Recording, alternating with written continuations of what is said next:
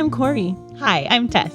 Welcome to A Lovely Place. We're so glad you've joined us as we invite Jesus into the midst of our lives, learning, and laughter. We hope this podcast can encourage your heart and make you smile today.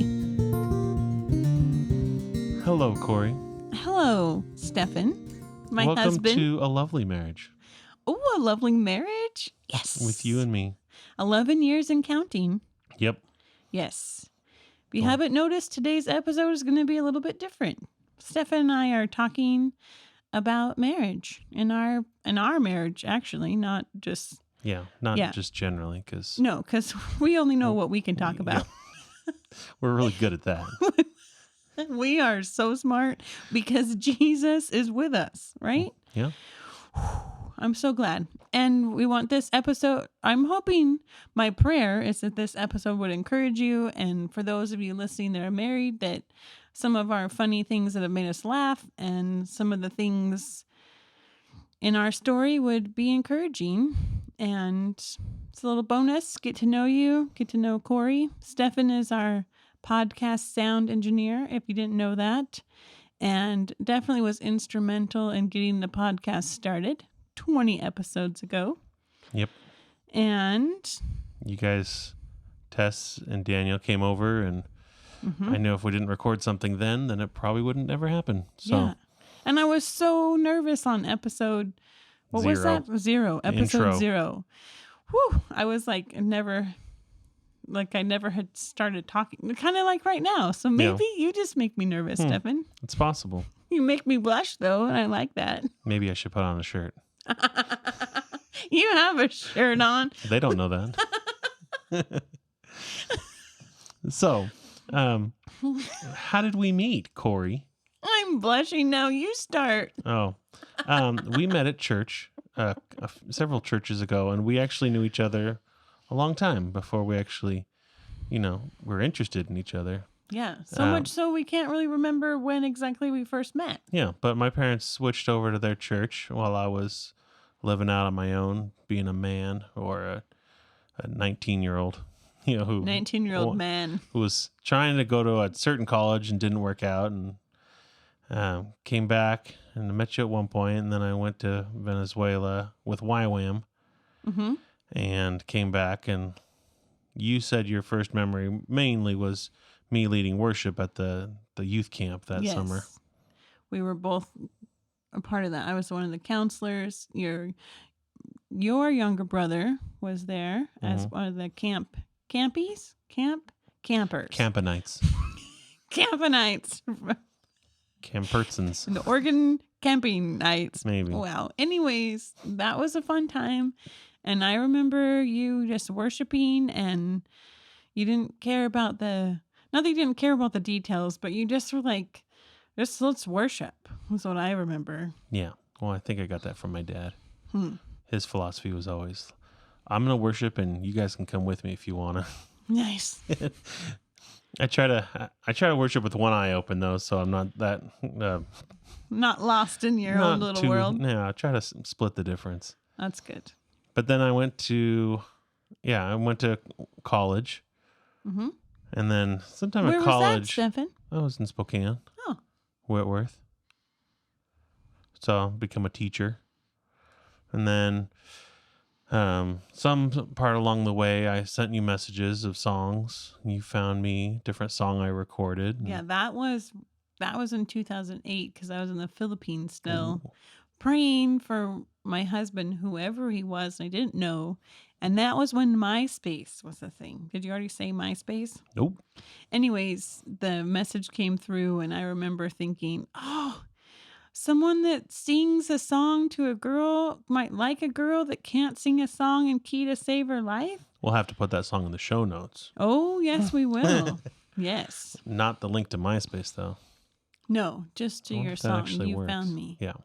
Probably not. But I remember there's quite a few different moments in our premarital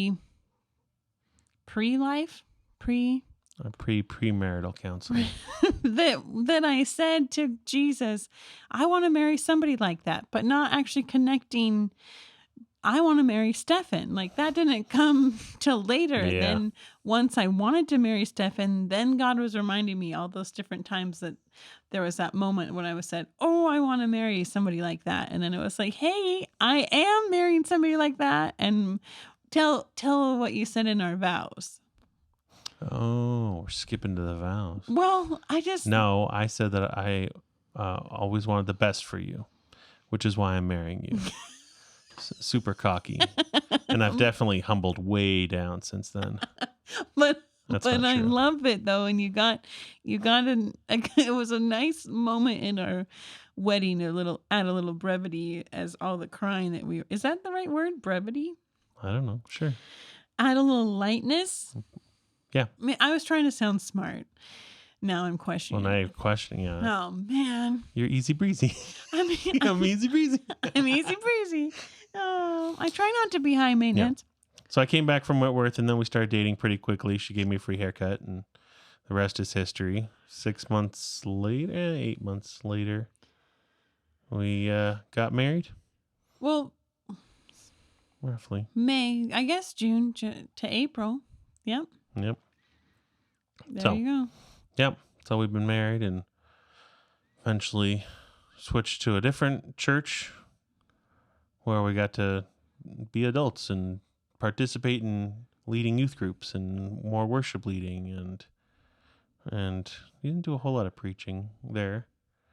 You did preach. There was that season that we were helping out the Packwood Foursquare Church, and I was speaking, and you were doing worship. Yeah, we were there. We were there, pinch hitters. Yeah, giving them a break, and we got to serve together, and I loved that so much, working with our gifts that we have that God gave us, and I love how we can support and complement each other.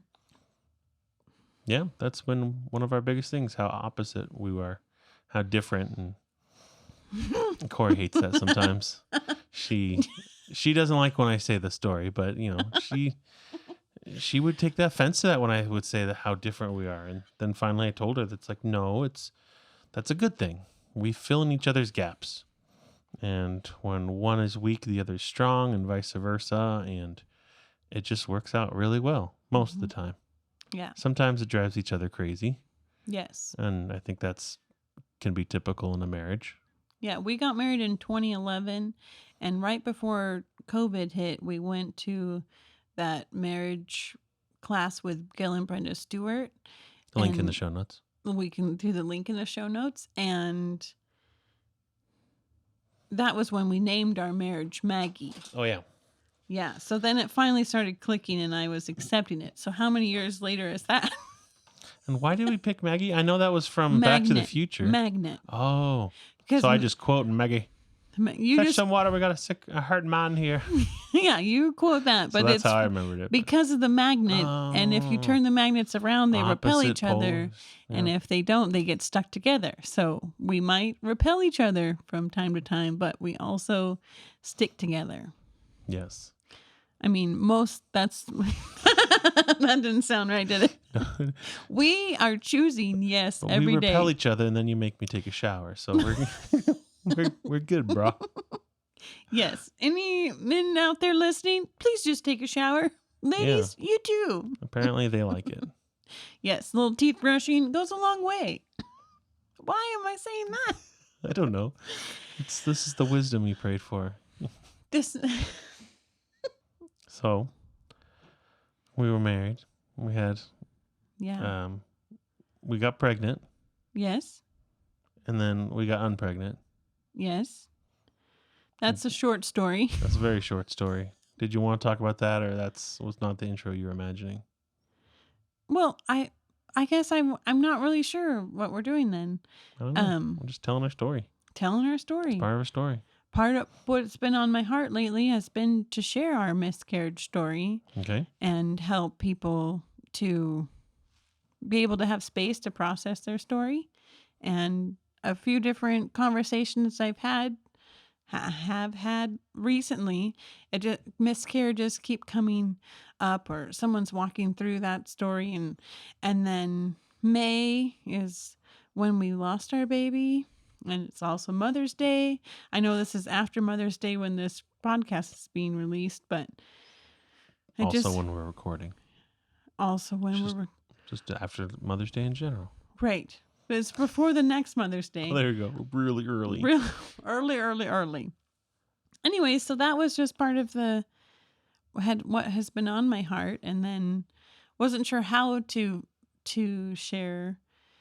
And there's a book by Pam Riedervelt, hopefully I'm saying her name correctly, that she wrote called Empty Arms. It's in the other room. I wasn't thinking we were going to talk about this. But, I don't know. Thanks, friends. We don't have to talk about it a lot, but yeah, I think the whole thing was that we can talk about it, and it's not a taboo subject. And no. And a lot of people have had them. Yes. 1 in 4, I think, is it just Satanism? No, statistic. Oh, there you go. We're trying to bring this lovely place. Oh, yeah. Remember? Jesus is with us. Yeah. One of my favorite, that sounds funny to say my favorite part of our miscarriage story is when we were in the emergency room and then your brother and sister came back, and just the look on their faces of compassion toward me as their sister. I just really felt like they really love me and I am their sister. And so it was like a bonding thing, and the same with your parents, and they were there with us. And I just remember really feeling like I'm a part of this family. Mm-hmm. And it's not just us experiencing loss. It was our whole family was experiencing loss with us. And that is painful, and everybody experienced it a little bit different than the other person, but we all were sharing that pain. And then I like the part where I told the doctor, I am sad. Yeah. Just miscarried. And they're like, hey, we got to talk to you about paperwork. Like, it was pain pills. Pain pills? I think. Or maybe they were asking you about paperwork. Insurance thing. I just remember just like, hey, now that that's over, can you back off, lady? It was like my Forrest Gump moment. I am sad. And then the nurse cleared the room. We'll give you guys a minute. Yeah, you will. Thank you. That's an interesting short version. Yeah. Yeah. But it's come up often, and it's allowed you to connect to people on a different level. Yes. And 2 years later, then we had Riker. Yeah, it was because that was 2014, and then it took us over a year to get pregnant with Riker, and then he was born in 2016. So yeah, and it took us a year before that to get pregnant. Yeah, it's not like in the movies. No, not at all. I mean, for some people it is. We know some people, but not for us. not for us. Long. But God had a plan, and He kept blessing us through that. And I feel like I learned a lot along the way, and we learned about each other and keep growing. So that was a big loss that we experienced. Yeah. That was 3 years into marriage then. Yeah, because it was our 3rd anniversary when we were announcing we were pregnant. Wow. And now it's 11. Yeah. And just last year we told Riker we had half our marriage has been with you and half without you. And now it's been more than half of our marriage has been with Riker. So it's weird how our new normal has been defined of like, nope, it's with Riker. That's what our majority of history has been like. Yeah. And I feel like when we first got married and we were on our honeymoon and we were along the Oregon coast and we were in a little shop or something, and I don't know what we were doing, but being silly, laughing about funny jams or whatever. And I remember somebody said, oh, are you guys first dating? And we're like, oh, we're actually on our honeymoon. And they just said, oh, we can tell, or something like that. And then I just said, we're going to be honeymooners forever. And she looked at me like, oh, okay, sure. And then I just asked her, well, why not? And then she didn't have anything to say after that. And so I feel like as we were getting some years under our belt that we're like, we would be making it. Now I feel like 11 is not a long time. Like it's like this short amount or long. I don't know. I appreciate being married to you is what I'm trying to say. And I want to Yeah. keep being married to you. And we keep learning stuff about each other every day. yeah, we keep growing. Yeah, because we keep changing too. I think that was one What? thing about Gil and Brenda's class one time. They said, you keep learning stuff because you keep changing. Are you the same person that you were 10 years ago? I'm like, no. It's like, neither are they. Yeah. So let's change together, right? Yeah. Like, yeah. Jesus is the only one that's the same. Yeah. Yesterday, today, and tomorrow.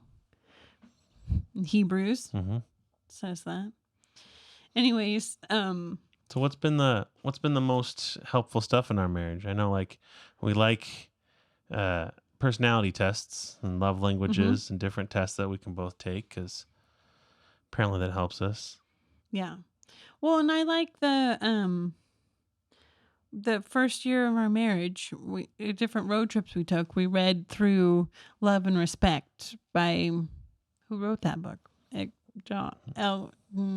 Elton John. No, not Elton John. Anyways, he wrote the book from Ephesians 5. I'm like not even prepared for any of this. It's also late. It's a Monday night. It's been a long week. But about husbands love your wives and wives respect your husband is the gist of it. And so that we read that.